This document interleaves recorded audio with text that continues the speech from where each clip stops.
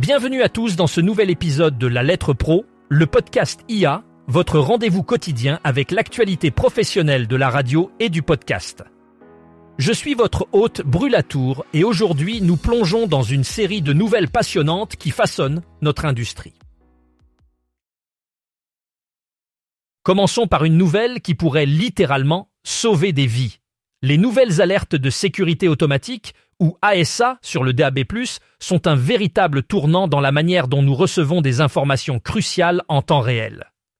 Jacqueline Bierhorst, présidente de World DAB, a souligné l'importance de ces alertes lors de l'IBC à Amsterdam, déclarant que des vies seront sauvées. Le DAB+, ou Digital Audio Broadcasting Plus, est une technologie de diffusion qui permet une meilleure qualité sonore et une transmission plus efficace des informations. Les tests récents menés en Allemagne pendant le Warntag, ou journée d'avertissement, ont prouvé l'efficacité de ce nouveau système. C'était la première fois que le système ASA était utilisé via le DAB+, et les résultats ont été très positifs. Mais qu'est-ce que cela signifie pour nous, professionnels de la radio et du podcast? Tout d'abord, cela renforce la fiabilité de nos canaux de diffusion en cas d'urgence. Les auditeurs peuvent recevoir des alertes instantanées et précises, ce qui est crucial pour la sécurité publique. Imaginez pouvoir avertir des milliers de personnes en quelques secondes seulement, peu importe où elles se trouvent. C'est une avancée majeure non seulement pour la technologie de la radio, mais aussi pour la façon dont nous percevons notre rôle en tant que diffuseurs d'informations. Nous devenons des acteurs clés dans la chaîne de la sécurité publique et c'est une responsabilité que nous devons prendre très au sérieux. En conclusion, les nouvelles alertes de sécurité automatique sur le DAB+, ne sont pas seulement une innovation technologique, mais une véritable révolution dans la manière dont nous pouvons contribuer à la sécurité de nos communautés. Restez à l'écoute pour plus d'informations sur cette technologie et d'autres innovations passionnantes dans les épisodes à venir. De nouveaux chiffres publiés par Radiocentre ont confirmé une augmentation de 5% en glissement annuel des revenus publicitaires de la radio commerciale pour le premier semestre 2024. Au cours de cette période, le marché britannique a généré près de 360 millions de livres sterling de revenus totaux de janvier à juin.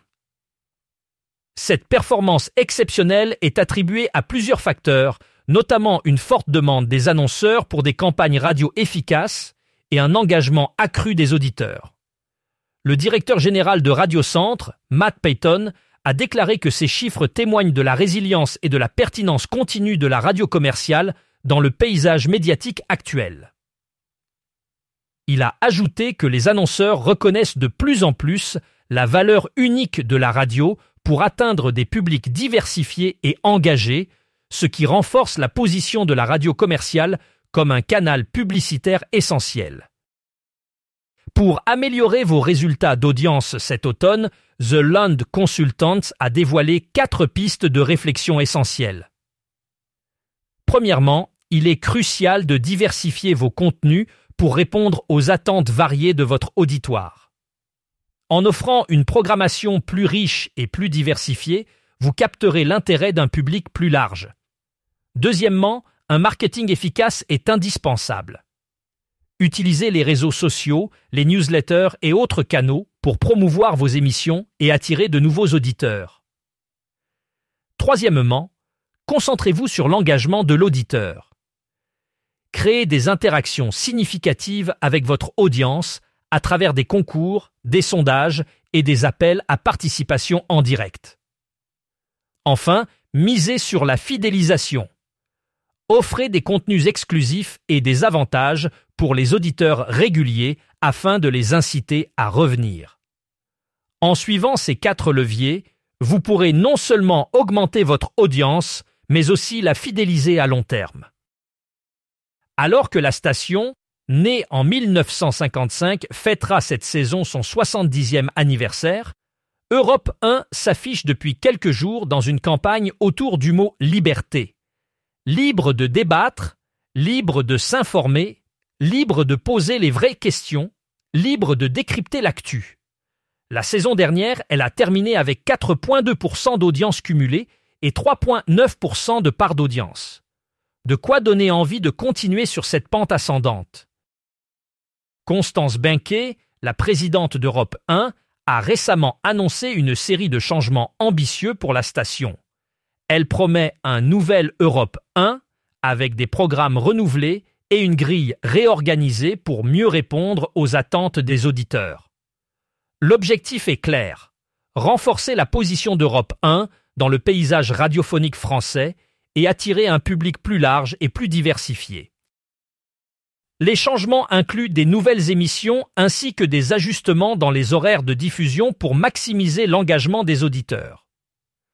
En outre, Europe 1 mise sur la synergie avec les autres entités du groupe Lagardère pour offrir une expérience plus intégrée et enrichissante à son audience.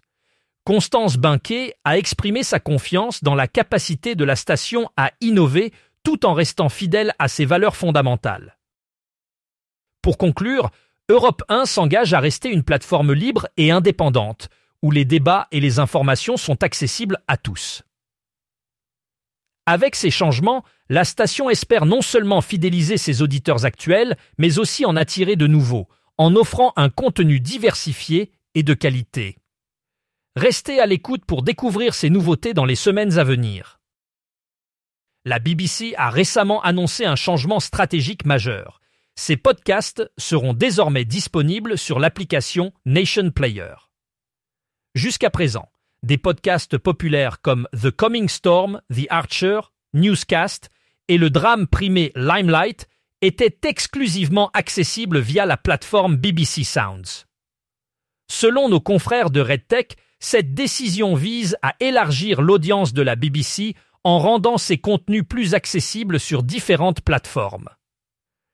Cette initiative marque une nouvelle étape dans la stratégie de distribution de la BBC, qui cherche à toucher un public plus large tout en conservant la qualité et l'intégrité de ses productions.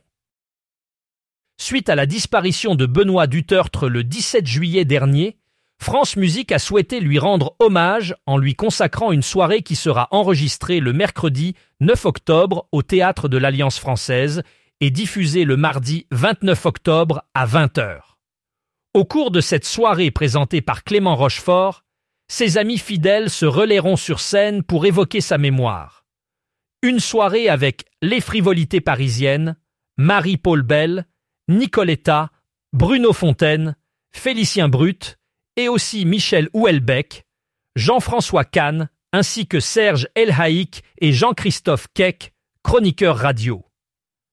Benoît Dutertre était à la fois romancier, critique musical et producteur de l'émission Étonnez-moi Benoît sur France Musique. Consacrée à l'opérette, au music hall et à la chanson traditionnelle, son émission devait fêter cette saison son 25e anniversaire. Ces 538 émissions sont disponibles à la réécoute sur le site de radiofrance.fr France Musique et l'appli Radio France, tout comme sa série La grande histoire de l'opérette, qui a été diffusée à la fin du mois d'août sur France Musique.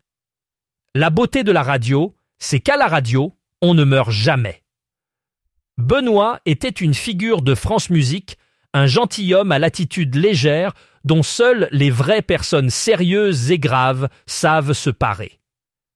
Cette gravité, si elle ne s'entendait pas à l'antenne, se lisait dans les nombreux ouvrages de l'écrivain qu'il était aussi. Sa présence, son talent, sa camaraderie vont nous manquer terriblement, a indiqué Marc Voinchet, directeur de France Musique. Cette soirée en hommage à Benoît Dutertre est ouverte au public sur réservation. Au mois d'août, la marque FG s'est classée 18e, surpassant notamment Fun Radio, Europe 2 et Radio Nova. La maison FG, qui édite 45 radios digitales exclusivement dédiées aux musiques électroniques, a enregistré une progression notable en atteignant 3 750 000 écoutes dans le monde en juillet, dont 2 770 000 en France. Outre Radio FG qui totalise 16 millions d'écoutes, Les 3 radios ayant enregistré les plus fortes audiences mondiales en juillet sont FG Chic avec 369 453 écoutes, FG Starter by Akimakli avec 248 875 écoutes et FG Funk & Gaming avec 240 480 écoutes. Maximum, connu comme la radio des musiques alternatives et diffusée à Paris et en Île-de-France, a atteint 102 935 écoutes digitales en juillet. Dance One, diffusée à Paris, Marseille, Nice, Cannes, Bordeaux et sur le bassin d'Arcachon, a généré 78 116 écoutes digitales en juillet. Le bouquet des 45 radios gratuites de la maison FG est disponible sur l'application Radio FG et sur radiofg.com. Dimanche 6 octobre, l'animateur David Antoine de Radio Contact et l'association sans but lucratif Table Ronde Liège 8 organisent dès la première édition d'un événement pour le moins original, une immense pêche au canard baptisée Charity Ducks. Le but ? Tout simplement battre le record du monde. Un événement qui permettra surtout de récolter des fonds pour soutenir des associations actives dans l'aide à l'enfance. Après l'enregistrement d'un album de chansons de Noël, l'envoi d'un paquet de frites dans l'espace, les boules de cristal cachées à travers toute la Belgique ou encore l'opération des étoiles Radio Contact, l'animateur David Antoine vient de lancer un nouveau défi, et pas des moindres, organiser la plus grande pêche au canard du monde. Le 6 octobre 2024, de 10h à 18h, chaque participant pourra en effet mettre sa pierre à l'édifice et jouer un rôle clé dans la réussite de ce défi d'envergure.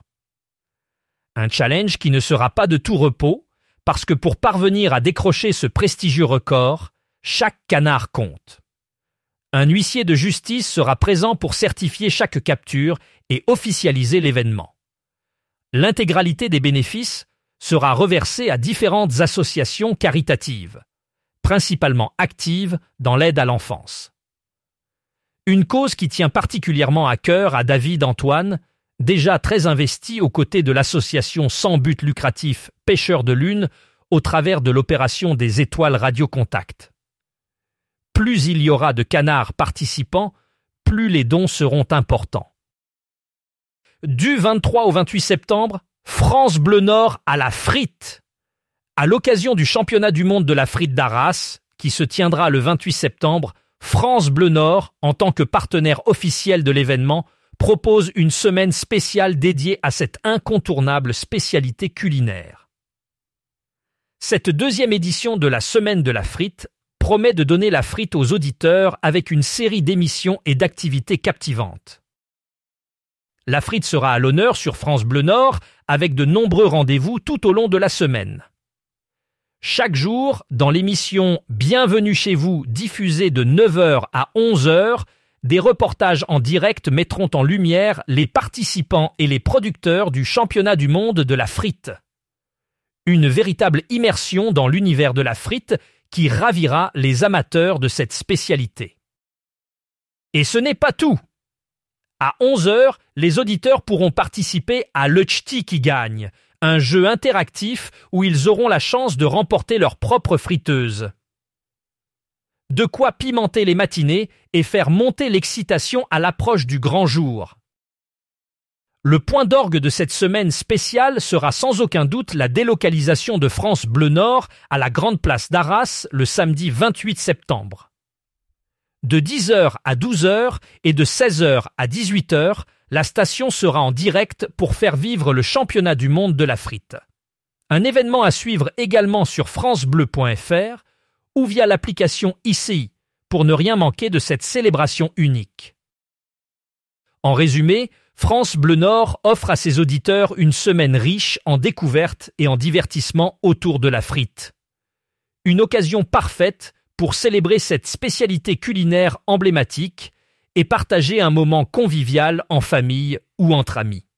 Ne manquez pas cette semaine spéciale et rendez-vous à Arras pour le championnat du monde de la frite. Merci d'avoir écouté cet épisode de La Lettre Pro, le podcast IA. C'était votre hôte Brûlatour et j'espère que vous avez apprécié ces nouvelles captivantes. À demain pour un nouvel épisode et d'autres actualités passionnantes du monde de la radio et du podcast. Passez une excellente soirée.